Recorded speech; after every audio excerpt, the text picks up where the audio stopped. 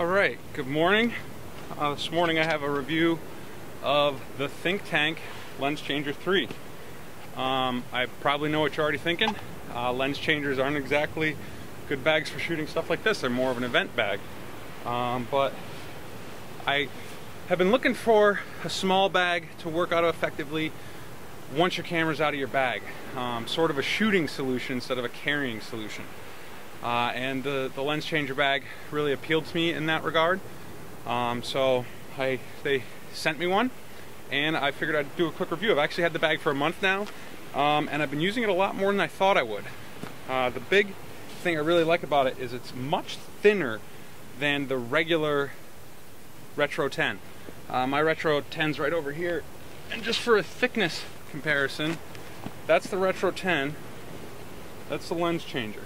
Lens changer is also a bit wider. The lens changer's, the 3 is a lot closer to a Retro 30 in terms of the width because it's designed for 3 full width lens compartments. But the thickness, you can make this bag a lot thinner. If you compress this, I showed this in my other review, if you compress this and Velcro it down nice and tight, it does get significantly thinner. But this bag, the lens changer bag, will never be as thick as this even when it's slimmed down. So that's a nice size comparison for you.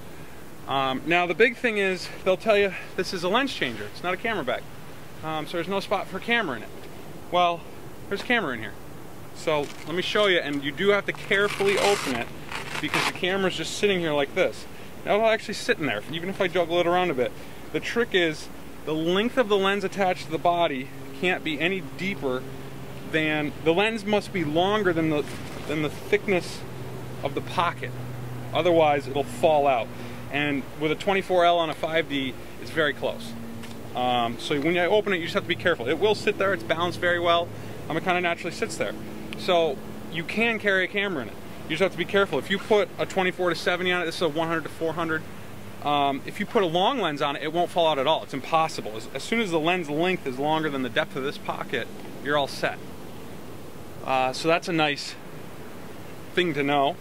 And then once you start shooting with it, when I start landscaping, camera comes out, goes on the tripod pretty quickly in the morning. But then you're switching lenses, you're switching filters, you're switching things all over the place. It's very nice to have a bag that can be on your person, that doesn't get in your way. And if you notice, I swing this front and back a lot. I also wear it relatively short, so it's more of a shelf to work on. And the other thing I found is once you start shooting out of it, once you get to where you're going, you take the camera out, you flip this open. They've designed this flap. This isn't stitched all the way across. So you fold it over backwards and put it against your body, and then you shoot out of it this way. So you swing it around front, you want to switch lenses, pull this out, switch lenses. My camera's on my tripod when I'm switching. I don't use camera straps. So the tripod will be sitting there, bang, zoom, switch lenses. If you want to take out another lens, switch again. And you'll notice how deep these pockets are. This is, as I said, a 100 to 400. It's all the way in there. You can't really put the hood on the correct way. It is reversed. You can store it like that, and it makes it, I mean, you can grab it pretty easy. You can even invert it, stick it like that, makes it easy to grab. But I tend to keep mine with the hood reversed. Typically what I shoot doesn't need me to flip my hoods on that quick.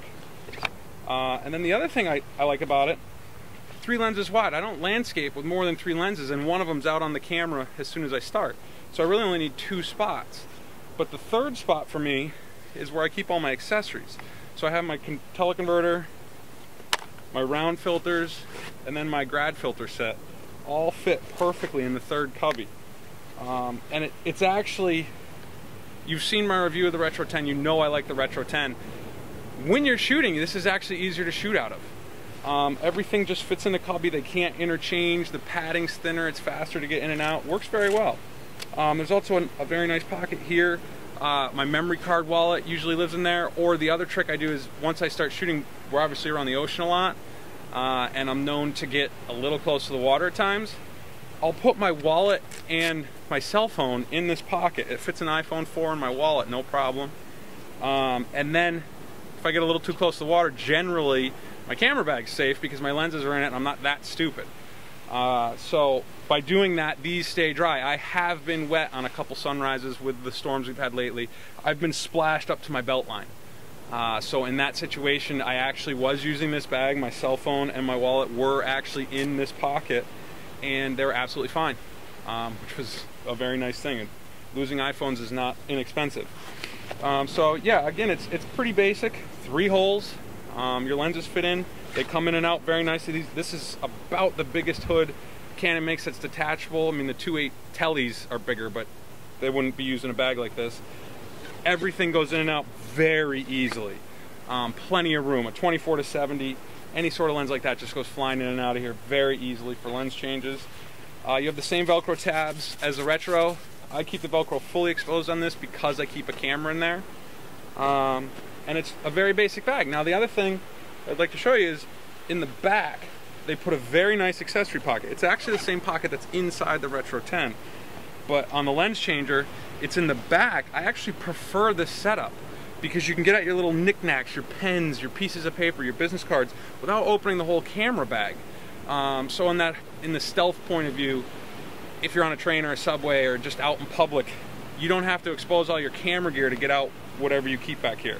That is a nice feature. The one thing that's a little awkward, you notice this zipper goes behind the strap. When you're wearing it and you want to get in there, you can still do it, but the weight of the bag on this hides the zipper behind there. It gets a little tricky. Kind of a safety feature. There's absolutely no way to get in there without knowing it, but it's against your body, so I don't think there would be anyway. And the other point is it's the same strap as the Retro, and you'll notice how soft this one has become. I've had this bag almost a month now. It has softened up, but it's still stiff fur. And it has the same length issue if you want to wear this short, but with a lens changer, I don't think you'd ever want to wear it short. So it's the one complaint I do have would be the access to this back pocket, with the way the strap is attached right at that point and putting it against your body. That does get a little tricky. But that's not really what this bag is for. You really aren't into your accessories a lot. It's all about changing lenses. And I've just adapted it in terms of my personal style for accessories as well. But if that's what you're after, this is, I would say, better than a Boda. I know that's probably the market they're aiming this at. I really like the flap system because you can just open it. It'll keep a camera in there if you have to, and it just allows you to shoot very comfortably. So it's a very nice shooting solution bag, and I even carry my camera in it. So hopefully this review's helped you out. I'll throw some pictures up with some explanations when I put it on the website. And always, I hope you enjoyed the reviews, and be sure you check out this morning's landscape shots too, because we had a pretty nice sunrise, and we're about to go shoot the surfers down at Point Judith way down there, because it's about a 6-foot swell running today. So check out my other reviews at benjacobsonphoto.com. Thank you.